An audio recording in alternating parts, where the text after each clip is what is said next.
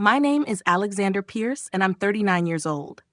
For the last 15 years, I've been building something that started with a loan from my uncle and transformed into Pierce Financial Group, a private equity firm that now manages over $150 million. I've worked hard for everything I have, blood, sweat, and far more hours than I care to admit. Along the way, I learned that business isn't just about finding the right investment. It's about understanding people, who they are, what they want, and how far they'll go to get it. I can spot a good opportunity or a bad one from miles away, which has been key to my success. But sometimes, even with all the experience and insight you think you have, life has a way of throwing a curveball that knocks you off balance. I should have seen the signs. I'd been suspicious for months, but I convinced myself that I was just being paranoid. After all, Emily, my wife, was my partner, my equal in this life we'd built together. She was the one who'd been with me through the late nights, the financial risks, and the long hours. I was there when she wanted to open her art gallery, something she dreamed of for as long as I could remember, and I supported her every step of the way. The gallery was going to be her big break, and I was happy to fund it. She had always been ambitious, driven, and for the most part, that's what I admired about her. I never questioned it. I wanted her to succeed as much as I wanted my own success. But lately, there had been cracks. Little things that I couldn't quite ignore anymore. I noticed her late nights weren't just for work anymore. She was distant, even when she was there. The phone calls she used to take in front of me suddenly started happening in other rooms. The passwords on her phone changed frequently, and whenever I asked her about it, she'd brush me off with explanations that didn't add up. "It's for client confidentiality," she'd say. "You wouldn't understand." I trusted her. I really did. But I couldn't shake the feeling that something wasn't right. Something had shifted, and I couldn't put my finger on it. And then there was Marcus King, one of the investors in the gallery. He was an entrepreneur in his mid-40s, successful in his own right, a man who exuded confidence and power, someone I admired. But something about the way Emily looked at him felt different. He was always at her side, always in the background of her new business. And every time I asked about their relationship, she'd give me that same practiced smile and reassure me that everything was fine.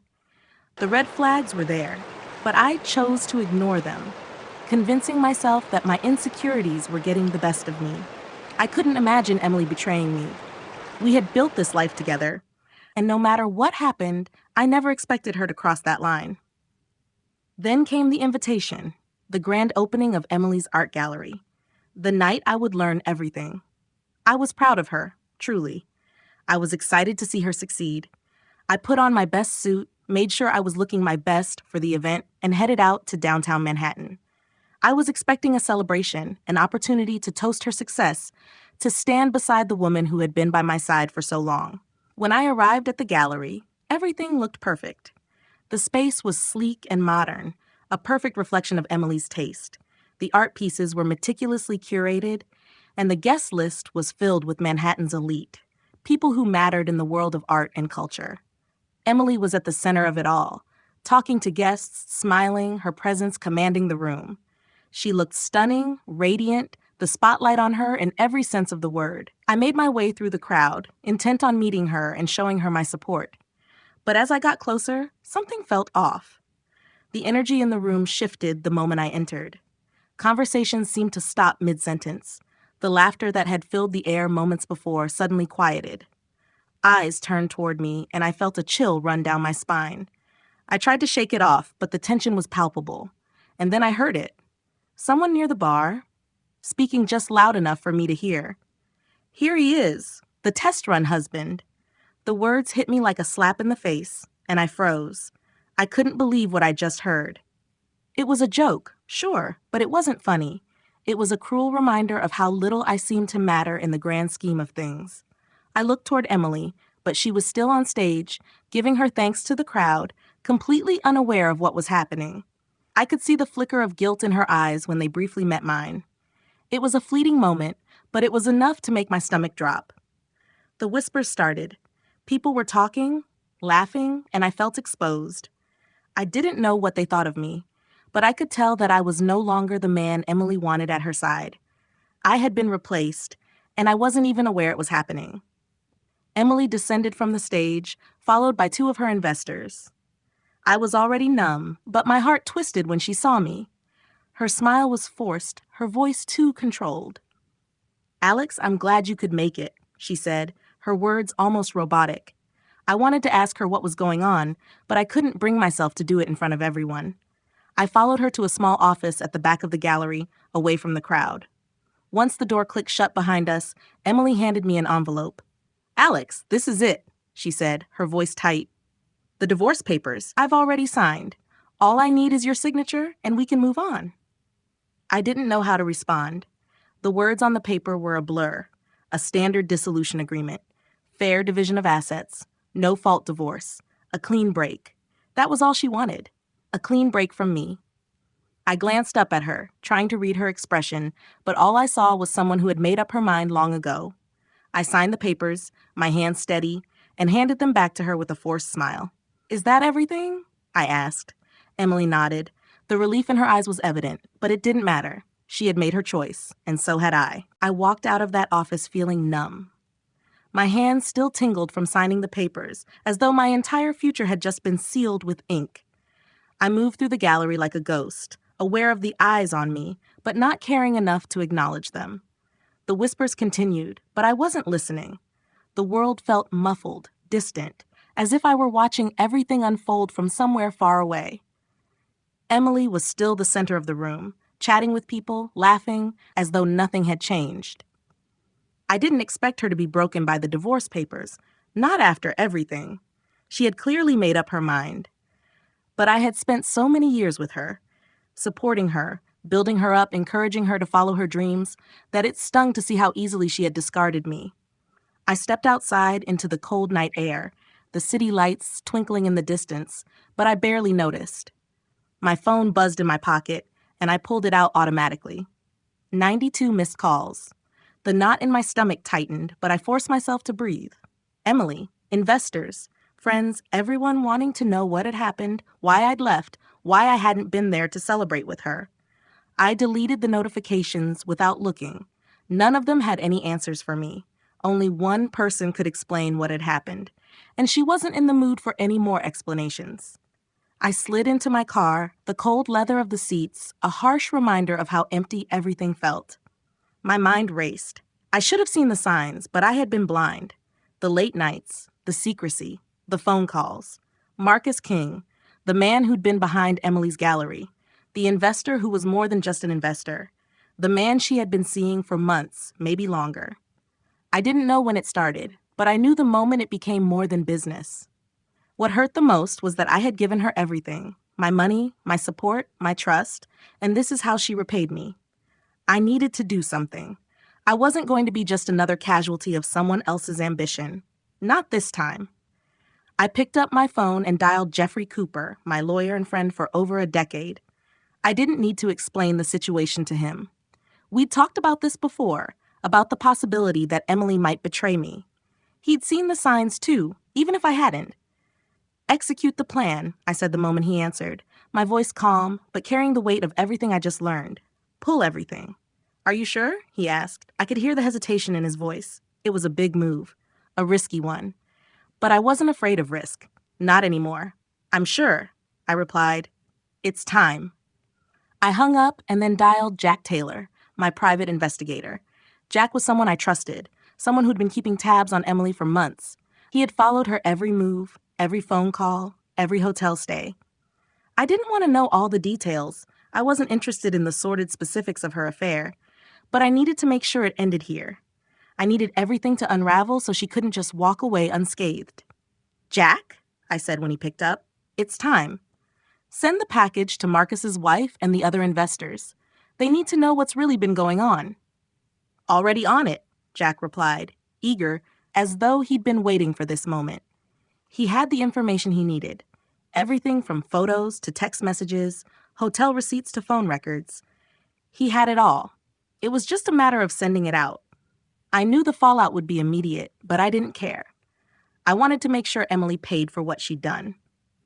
The last call I made was to Marcus King. I had never liked him. Something about his arrogant, self-assured demeanor always rubbed me the wrong way. But now, I hated him. He was the one who had been taking everything from me, from my marriage, from my trust, from my future. I dialed his number and waited, tapping my fingers against the steering wheel as the phone rang. "Marcus," I said when he answered, "we need to talk." "I don't have time for this, Alexander," he said, his voice condescending, like he was too important for a conversation like this. But that didn't matter anymore. He was going to listen, whether he liked it or not. "I've got everything on you," I told him. "Everything. The affair, the embezzling, the lies. I've already sent the documentation to your wife, and I've made sure the investors know exactly what you've been doing. If you want to keep your career, your family, and your reputation, you'd better start making things right. But I don't think you will. You never planned on anyone finding out, did you?" There was a long pause on the other end of the line. I could hear him breathing, trying to formulate some kind of response. "You don't know what you're doing," he finally said, his voice quieter now. "You can't." "I already did," I interrupted. "You should have thought about the consequences before you slept with my wife and stole from your own investors. But you didn't. And now you're going to pay." I hung up without waiting for him to say another word. I knew this wasn't over. Emily would come looking for answers soon enough. But by the time she did, the damage would already be done. Her gallery would be a shell of what it once was. Marcus's career would be destroyed, his name ruined. And Emily, for all her ambition, would find herself alone in a world she'd spent so long trying to climb to the top of. I arrived at my penthouse, the city lights twinkling in the distance like a million tiny promises. I stood by the window, watching the world outside, knowing that everything had just changed. Emily had thought she could manipulate me, use me as a stepping stone to build her dream. She had no idea I'd been 3 steps ahead of her the entire time. My phone buzzed again, more messages, more calls. But I didn't pick it up. I was done listening to her excuses, done trying to understand why she'd chosen to betray me. I knew what needed to happen next. The pieces were already in motion, and Emily had no idea what was coming for her. By the time she came to me, desperate and broken, everything would be over. I hadn't expected Emily to come to me so soon, but by 10 p.m., there was a knock on my door. I had been sitting by the window, the city lights flickering outside like distant stars, but I wasn't thinking about the view. I was thinking about the storm that was brewing just behind my door. I stood up slowly, the sound of her frantic knock echoing in the empty space of the penthouse. My mind was clear, focused. She was coming, and I was ready. I opened the door to find her standing there, her hair disheveled, her makeup smeared. She looked nothing like the poised, confident woman who had greeted the crowd earlier that night. The woman who had smiled and thanked everyone, acting like she was on top of the world. Now she was a mess. Her hands trembled as she held onto her phone like it was the only thing keeping her grounded. "Alex," she said, her voice breaking. "What did you do? The money, the gallery. It's all gone. Everything's falling apart." I didn't invite her in. I didn't need to.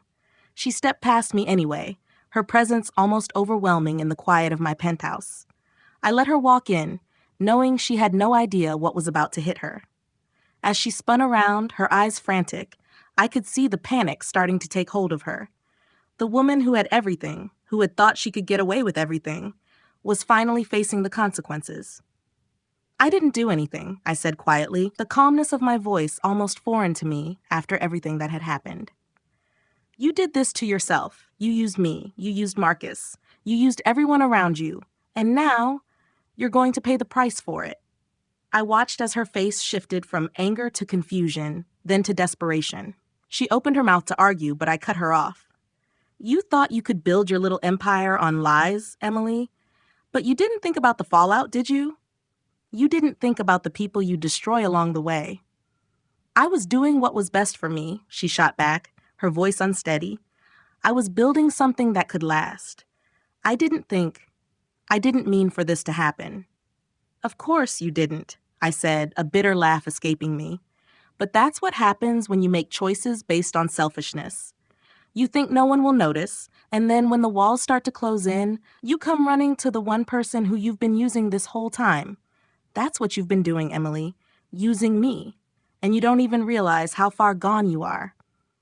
She was silent now, her face pale, her breathing shallow. She took a few steps back, her eyes wide as if she were seeing the truth for the first time. She didn't want to believe it, but she had to. She had no other choice. The gallery, the investors, Marcus, they're all gone, I continued, each word punctuating the finality of everything that had happened. You think you can walk away from this unscathed, but it doesn't work that way. Your affair with Marcus, I made sure the right people know about it. His wife, the other investors, they all know now. And Marcus, he's finished. I made sure of that too. Her eyes filled with tears as she took another step backward, her hands falling to her sides. No, you can't. You can't do this to me. I had no choice. You always had a choice, Emily, I said, my voice cutting through the air like a blade. But you chose to lie. You chose to deceive. You thought you could use me for your own gain and just walk away without consequence. But you're wrong. You don't get to do that. Not anymore. She collapsed onto the couch, the weight of her choices crashing down on her all at once. I could see the tears forming in her eyes, but I didn't feel any sympathy. She had been so sure of herself, so confident that she could get away with everything.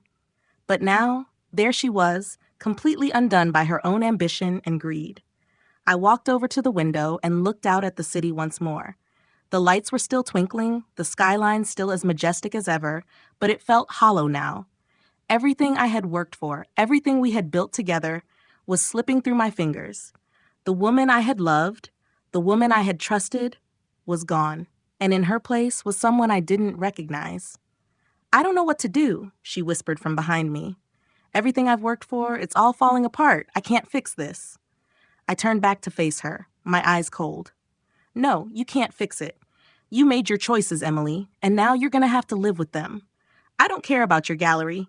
I don't care about Marcus. I don't care about any of it anymore. What matters is that you betrayed me. You destroyed everything we built, and you thought you could walk away like it didn't matter. She reached out to me, her voice pleading. Please, Alex.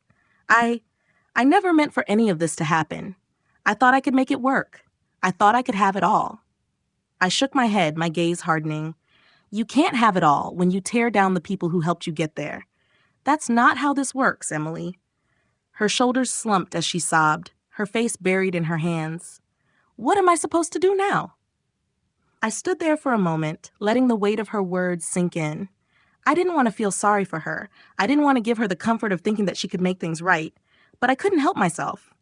I had loved her once, and now I felt nothing but cold detachment. You're going to have to rebuild from scratch, I said, my voice steady, just like I did. You'll have to do it without me, without Marcus, without anyone else who was part of your little game. You thought you could use me, Emily, but you're going to learn the hard way that using people comes with consequences. She stayed there, broken on the couch, unable to speak. I could see the despair in her eyes, but I couldn't bring myself to feel pity for her anymore. She had made her choices, and now she had to live with them. I walked toward the door, pausing before I left the room. Good luck, I said, my voice low. You'll need it. I didn't wait for her to respond. I left the room, closing the door behind me with a finality that echoed in my bones. The game had changed, and this time, I wasn't the one who was going to lose. I didn't look back as I walked out of the room. I didn't need to. I knew Emily was still sitting there, broken and desperate, a mess of the woman she had once been. But I couldn't feel anything for her anymore. The love I thought we had was gone, replaced by a cold, calculated understanding of just how far she'd gone to manipulate me. I was done. And no matter how much she cried, how much she pleaded, nothing would change that. I stood in the hallway of my penthouse for a moment, trying to clear my mind. I could hear her sobbing faintly through the door, but it didn't affect me the way it should have. I was numb. The overwhelming sense of betrayal had stripped me of any emotional connection I'd had left for her. All I could think about was the plan I had set into motion, the one that would bring everything she had worked for crashing down. I grabbed my phone and started making the calls I needed to make. The first was to Jeffrey, my lawyer. He had been with me through the worst of it, through all the high-stakes deals and the pressure of building Pierce Financial Group into the empire it had become. I didn't need to explain everything to him. He knew exactly what needed to be done. "Jeffrey," I said when he answered, keeping my voice steady, "we need to push forward with the contingency plan. Make sure the documents get to the right people." He paused for a beat, and I could hear him shuffling papers on the other end. "Got it. You're sure about this? There's no going back once we make it official." "I'm sure," I said firmly. "I've given her every chance to come clean. I gave her the benefit of the doubt for months. She's made her choice, and now she'll face the consequences." "Understood. I'll make sure it's handled, Alexander," Jeffrey said, his voice professional, but I could tell he understood the gravity of what was about to unfold. "It'll be done." I ended the call and dialed the next number on my list. Jack, my private investigator, was always one step ahead of everyone. He knew how to dig, how to find the truth buried in layers of deceit, and that was exactly what I needed right now. "Jack, get me everything you have on Marcus King. And I mean everything," I said, my voice cold and clear. "I want it in the hands of his wife and the investors by morning. No exceptions." "Already got it covered," Jack replied smoothly, but I could hear the faintest hint of excitement in his voice. "You want the whole package delivered to his wife at her office, or should I send it to their house?" "Both," I said without hesitation. "She deserves to know who her husband really is. Make sure she gets it before anyone else does." "You got it. I'll make sure it's all in motion. Consider it done." I hung up and leaned back against the wall, the weight of the situation settling heavily on me. The pieces were falling into place. Marcus was going to lose everything: his career, his reputation, and his family, and Emily wasn't going to be far behind. It felt like justice, even if it was a justice I hadn't asked for. But the truth was, this wasn't about revenge. It was about balance. She had taken something from me, and now I was taking it back. I moved back to the window, looking out at the skyline of Manhattan, the city that had been my home for so long. The lights glittered like stars, a stark contrast to the coldness I felt inside. It was the same city I had worked so hard to build my future in. The same city where I had met Emily, where I had trusted her, and where I had unknowingly handed her the tools to tear me apart. But I wouldn't let her destroy me. No. I had made sure she would pay for every lie, every betrayal. The gallery? Gone. The investors? Disillusioned. Marcus? Done. The facade she had so carefully crafted around her life would fall apart, piece by piece, and I would be standing here, watching it all unfold. She thought she could walk away from me without consequence, but the truth was far from her expectations. The phone buzzed again. I glanced at the screen. Another message from Emily. I ignored it, letting the phone buzz in silence. She had no more room to speak her mind. She had made her bed, and now she had to lie in it. I thought about the years we'd spent together, how everything had started out so perfectly. I had believed in us, believed in the future we were building, and now it all felt like a lie. The pain that had come from her betrayal was sharp, but the more I thought about it, the more I realized something important. I was better off without her. The life we had shared was a mirage, and it had taken something as stark as this betrayal to reveal the truth. I walked back toward the couch, sitting down and letting my thoughts settle. What was done. Emily would never understand why I did what I did. She would never understand the depth of her actions, how she had pushed me to a point where I had no choice but to fight back. But that didn't matter now. I was free. The phone rang again. This time it wasn't Emily. It was Marcus, of course. I didn't even have to look at the name on the screen to know who it was. I picked it up. "What do you want?" I said, my tone flat, uninterested. "Alexander," Marcus started, his voice strained. "I know what you've done. You can't." "I can," I interrupted, "and I already have. You'll see the fallout soon enough. I've sent the documents to your wife. She'll get them by morning. Don't bother trying to salvage anything. It's over." "Listen, you don't understand." "No," I cut him off again. "I understand perfectly. You thought you could get away with everything, stealing from your investors, betraying your wife, playing games with people who trusted you. You're a coward, Marcus, and now you're going to lose everything." I hung up before he could respond. I didn't need to hear him beg. He wouldn't be the last to call, but none of them mattered.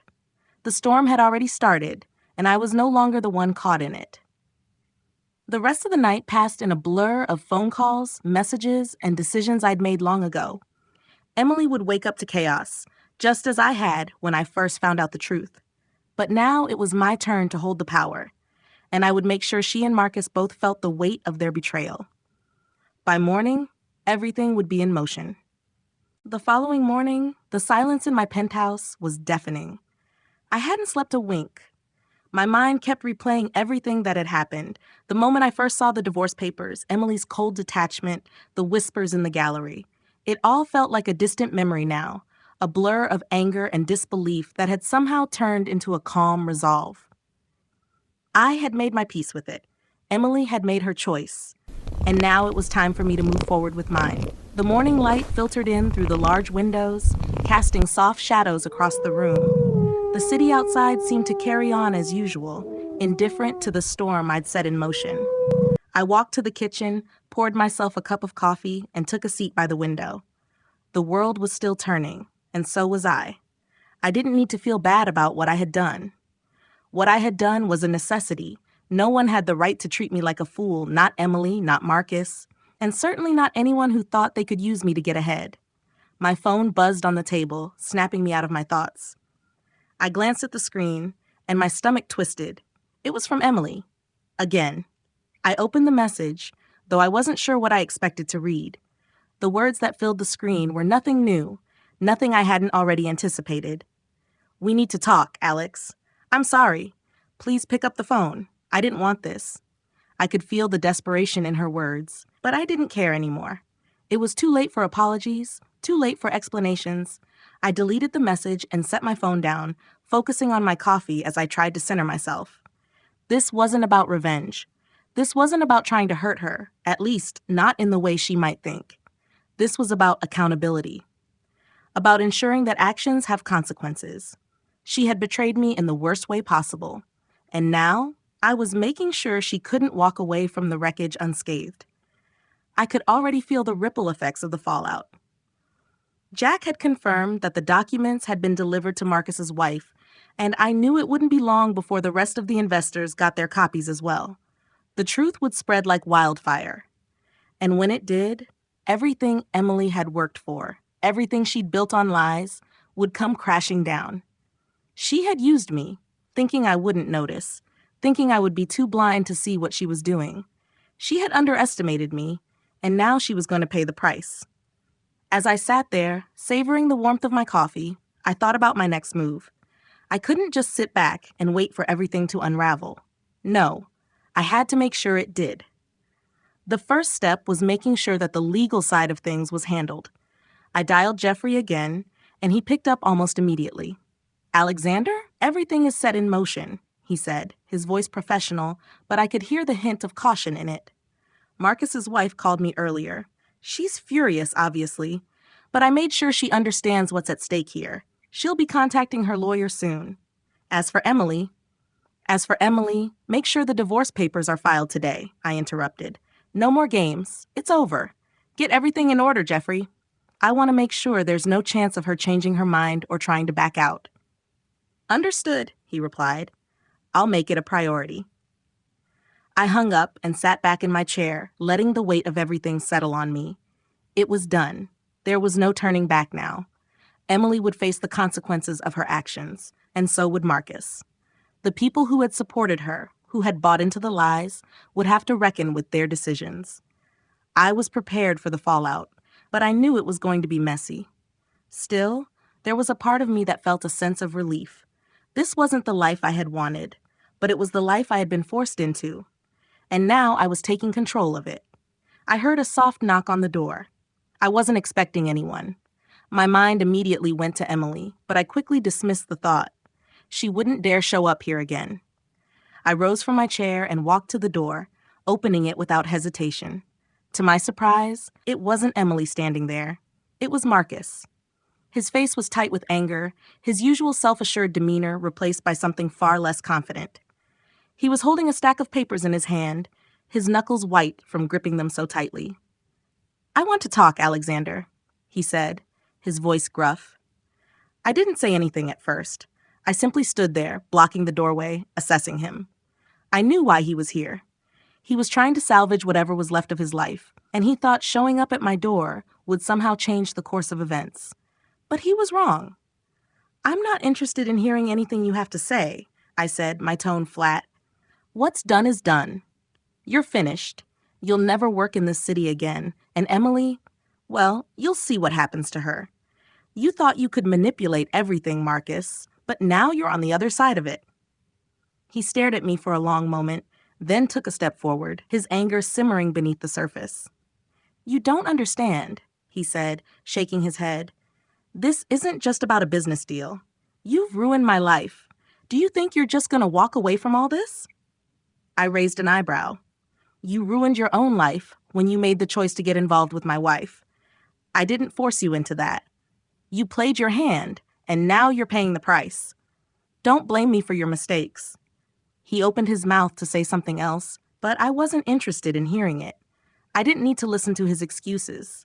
There was nothing he could say that would change what was already set in motion. "I suggest you take your papers, Marcus," I said, "and leave. This conversation is over." He looked at me one last time, his jaw clenched, and then he turned and walked away. I closed the door behind him, feeling the tension that had been building in the air dissipate. As I leaned against the door, a sense of finality washed over me. Everything was falling into place. Emily would wake up to the fallout. Marcus would face the consequences of his betrayal, and I would move forward.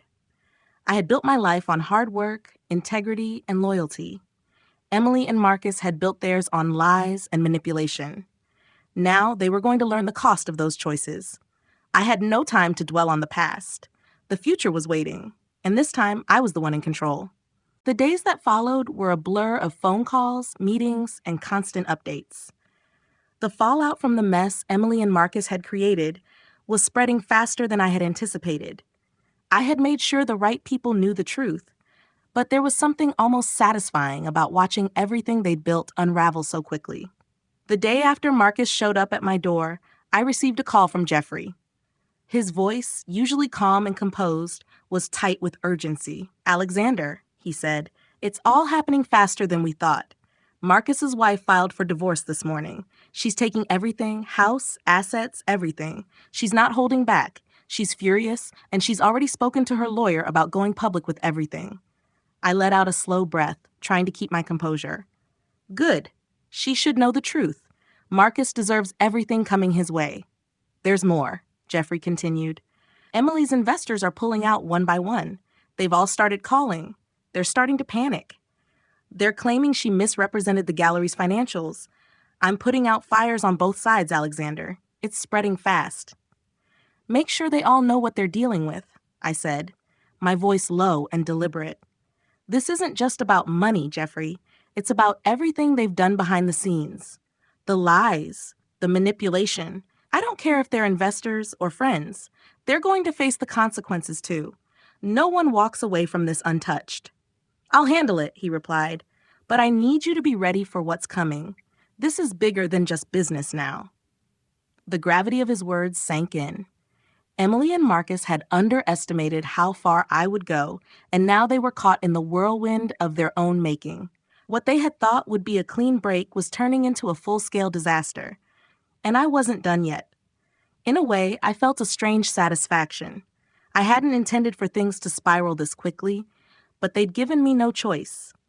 Betrayal wasn't something I could just forgive, and now it was time for them to experience the full weight of their actions. The next morning, I received a message from Emily. She had tried calling several times, but I had ignored each one. This time, her message was different. It wasn't a plea for understanding or an attempt to explain herself. It was simply, "I don't know how to fix this, Alex. Please talk to me." I stared at the screen for a long time, the words gnawing at me. There was a part of me that wanted to reach out, to hear her side of things, to understand what had led her to make the choices she did. But then I remembered how she had dismissed me, how she had discarded me like I didn't matter, how she had used me to fund her dream while planning to walk away without a second thought. I wasn't interested in hearing her side anymore. The damage had been done. Instead of responding, I forwarded her message to Jeffrey. If she wanted to talk, she could do it through the lawyer. It was over. There was no going back. I spent the rest of the day dealing with more fallout. The gallery was no longer the success it had been the week before. The investors who had once praised Emily's vision were now scrambling to distance themselves from her.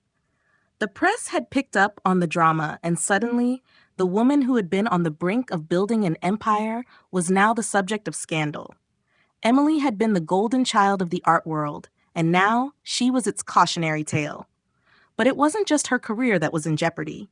As the legal battles escalated, I knew that her personal life was going to be just as messy. Marcus's divorce was going to be brutal. His wife had no intention of letting him get away with anything. And with the way his financial dealings were now being exposed, he was about to face an even bigger fallout than Emily had. I couldn't help but wonder what Emily was thinking now. Had she seen it coming? Had she underestimated me too? She had thought she could take my money, my support, and walk away without consequence. And now everything was crumbling around her. She had built her empire on deceit, and it was all falling apart at the seams. That evening, I sat down at my desk and began sorting through the papers I had received. The legal documents from the divorce proceedings, the contracts from the gallery's investors, the emails between Emily and Marcus that had been uncovered. It was all there, proof of everything, and I had all of it. No one was getting away unscathed. Not Emily, not Marcus, not the people who had stood by and watched her manipulate me. The phone rang again. This time, it was Marcus. I answered it without hesitation, my voice calm. "You think you can destroy everything I've worked for?" Marcus's voice was raw, desperate. "You've ruined me, Alexander. You've ruined both of us." I leaned back in my chair, letting the silence stretch between us. "You did this, Marcus, not me. You made your choices. You decided to involve yourself with someone who was using you. And now, you're paying for it." "You have no idea what you've done," he spat, his voice shaking with anger. "You've taken everything from me. You're going to regret this. You're going to regret making an enemy out of me." "Marcus," I said, my voice cold and measured, "you should have thought about the consequences before you took that first step. You're not my enemy. You're the result of your own bad decisions. And now you have to deal with the fallout. Just like Emily." There was a long pause, and I could almost hear him seething on the other end of the line. "You're a coward," he muttered. "You're hiding behind lawyers and paperwork." "I'm not hiding behind anything," I replied, my tone sharp. "I'm making sure you both face the consequences. You should have known better than to cross me, and now you'll both have to pay the price for your betrayal." I hung up before he could say anything else. There was nothing more to say. Marcus and Emily had made their choices, and now they were going to live with them. As I looked out the window once more, watching the city come alive in the evening light, I knew that everything was changing. The world was moving on, but I was still standing, ready to reclaim what was mine. The game had shifted, and this time, I was the one who was winning. In life, trust is everything, but it's important to protect it. Don't let anyone take advantage of your kindness, loyalty, or resources. Betrayal, whether personal or professional, can feel like a sharp blow, but remember that actions have consequences. Stay true to your values, and don't be afraid to stand up for yourself when you're wronged. It's okay to let go of toxic relationships. No one should have the power to manipulate or use you for their own gain. Always be prepared for the unexpected, and remember, the quietest strength often makes the biggest impact when it matters most.